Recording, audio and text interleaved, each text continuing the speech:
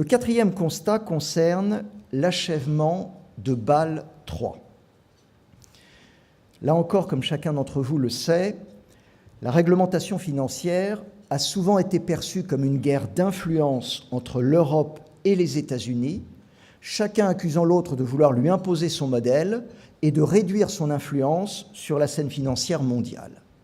Le 7 décembre 2017, après 2 années de négociations au sein du comité de Bâle, les autorités bancaires ont défini de nouvelles modalités de calcul des risques. Cet accord introduit le principe d'un plancher, c'est-à-dire d'un seuil minimum de fonds propres à détenir par une banque, quel que soit son mode de calcul des risques. D'après une première évaluation réalisée par l'EBA, qui reste à confirmer, les établissements systémiques européens verraient les exigences minimums en fonds propres augmenter d'au moins 15%. En posant le principe d'un plancher minimum de fonds propres, le régulateur conteste la diversité des établissements financiers et de leurs modèles. Or, pour mieux maîtriser les risques systémiques au niveau mondial et pour tenir compte des différences entre l'Europe et les États-Unis, il est important de conserver un minimum de diversité des modèles de financement avec des règles compatibles et non pas identiques, a fortiori lorsque ces modèles n'ont pas démérité, ce qui est le cas du modèle européen. Une fois de plus, mesdames et messieurs, les États-Unis ont entraîné l'Europe vers une uniformisation qui, en réalité, masque un alignement sur les pratiques américaines. Au final, certains observateurs ont parlé d'une bérésina pour les Européens. Ce qui est certain, c'est que les décisions du comité de Bâle risquent de rendre certains métiers bancaires plus coûteux en fonds propres et de conduire certains établissements à moins s'impliquer dans ces métiers. Enfin, le 5e constat concerne la persistance d'un certain nombre de risques.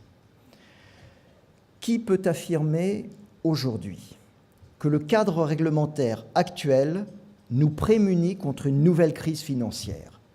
Chacun d'entre nous est parfaitement conscient du fait qu'un certain nombre de risques perdurent. Le premier facteur de risque concerne les marchés financiers.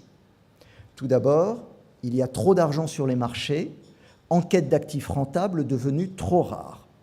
Ensuite, certains investisseurs sont poussés à prendre des risques à des niveaux jamais vus. Enfin, la sortie des politiques monétaires expansionnistes représente un risque pour l'économie mondiale. Le deuxième facteur de risque concerne l'envolée des dettes publiques et privées dans le monde. D'après la Banque des règlements internationaux, le stock global de dette au niveau mondial culminerait à 200 000 milliards de dollars, ce qui représente environ 275% du PIB mondial. Les gigantesques stocks de dette sont dangereux parce qu'ils mettent l'économie mondiale à la merci d'une crise de confiance.